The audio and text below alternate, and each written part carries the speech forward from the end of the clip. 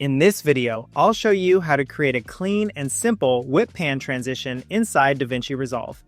This effect works on both the free and studio versions. Let's jump straight in.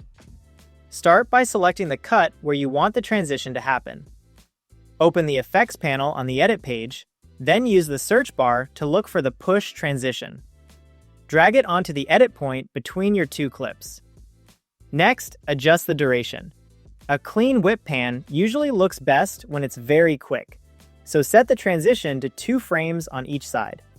You can do this by clicking the transition, going to the inspector, and adjusting the duration fields, or by dragging the handles directly on the timeline. With the transition selected, open the inspector.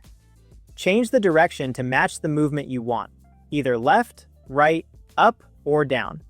Then increase the motion blur to 1. This adds a bit of natural blur that helps the transition feel smooth and more realistic. Play it back to check the timing.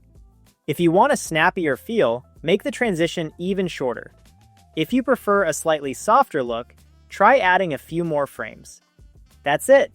You now have a quick and clean whip pan transition ready to use in any edit.